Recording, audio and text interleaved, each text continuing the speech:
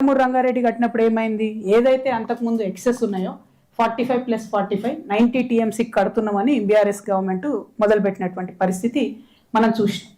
కానీ ఎట్లయితే కాళేశ్వరం ఉరుకులు పెట్టిందో అట్లా పాలమూరు రంగారెడ్డి ఉరుకులు పరుగులు పెట్టి ఉంటే ఈ పాటికి రిజల్ట్ వేరేగా ఉంటుండే. కానీ అట్లా జరగలే.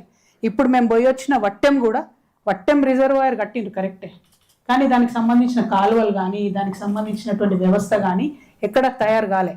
నిన్న బీఆర్ఎస్ పార్టీకి సంబంధించి ఇప్పుడు చేస్తున్నటువంటి క్లెయిమ్ ఏంటిదంటే ఉమ్మడి మహబూబ్ నగర్ జిల్లాలో మేము 6.5 లక్షల ఎకరాలకు కొత్తగా నీళ్ళు ఇచ్చినాం తెలంగాణ వచ్చిన తర్వాత. కరెక్టే, దాంట్లో డౌట్ ఏం లేదు.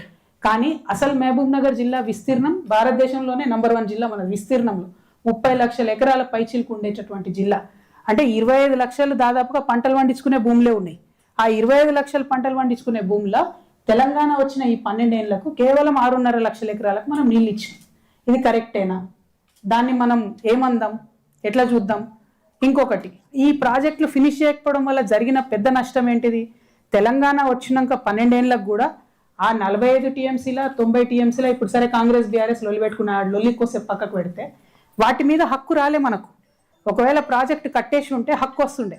ఇవాళ ఆంధ్రాలో లోకేష్ గారు కావచ్చు, చంద్రబాబు నాయుడు గారు కావచ్చు, ఏమంటారు, ఈ ఉట్టిగా వరద నీళ్ళు వస్తున్నాయి భయ్, మేము వరద నీళ్ళకు ప్రాజెక్టులు కట్టుకుంటామని చెప్తున్నారు. వాళ్ళు కట్టుకోవడంలో వాళ్ళ తెలివితేటలు ఏంటిది? మనం ఎక్కడ వెనుకబడిపోయినాం అంటే వరద నీళ్ళు పేరు చెప్పి ప్రాజెక్టు కట్టుకుంటే రేపు యాక్చువల్గా ట్రిబ్యునల్లలో వాటర్ డిస్ట్రిబ్యూషన్ జరిగినప్పుడు ఏమవుతుంది?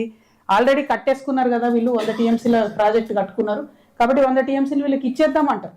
సో అట్లా ఇక్కడ పాలమూరు రంగారెడ్డి అనేటటువంటిది కట్టేసి ఉంటే ఇప్పటికే మనకు 90 టీఎంసీ హక్కుభుక్తంగా వస్తుంది. ఇప్పుడు అది జరగలేదు. కాంగ్రెస్ ఏం చేసింది, ఆ ఉన్న 19 కూడా ఓడగొట్టి 45 టీఎంసీలు చాలని వాళ్ళు ఉత్తరం రాశారు.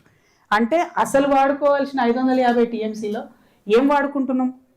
కరెక్ట్ వాడకమే లేదు. లేని దాంట్లో ఇంకో 45 టీఎంసీ వీళ్ళు ఓడగొట్టేసారు. ఇప్పుడు డైరెక్ట్గా లెటర్ రాసి మాకు 45 టీఎంసీ చాలు అని చెప్పి. సరే, ముందు 90 టీఎంసీది మరి కరెక్ట్ ఉందా? ఇరిగేషన్ అన్ని పర్మిషన్స్ వచ్చినాయా, మెన్షన్ చేసి ఉన్నదా అంటే ఆనాడు మనం వాటర్ ప్రాజెక్ట్ కింద చూపించి పర్మిషన్లు తెచ్చుకోవడానికి ప్రయత్నం చేసినాం. కానీ కాంగ్రెస్ వచ్చినాక ఆ హక్కును కూడా పోగొట్టింది. ఇది కరెక్ట్ కాదు. ఇంకొకటి, ముఖ్యమంత్రి గారు ఈ జిల్లా లిటరల్లీ నాగర్ కర్నూలు జిల్లానే కొండారెడ్డిపల్లె ఆయనది జన్మస్థానం. ఈ జిల్లా పుట్టినటువంటి బిడ్డ, మొత్తం నేను నల్లమల్ల పిల్లి బిడ్డను, నల్లమల్ల నాదని చెప్పుకునేటటువంటి బిడ్డ, ఏం చేస్తున్నారు మీరు? ఉన్నటువంటి పాలమూరు రంగారెడ్డిలో 21 ప్యాకేజీలు ఉంటాయి. 18 ప్యాకేజీలే పని మొదలైంది. ఆ పాలమూరు రంగారెడ్డిలో 3 ప్యాకేజీలు తీసి పడేశారు. అంటే రంగారెడ్డి ఎగిరిపోయింది, వికారాబాద్ ఎగిరిపోయింది, డిండికి ఇవ్వాల్సినటువంటి నీళ్ళు ఇంతవరకు ఒక సుక్క కూడా ఇవ్వలేదు.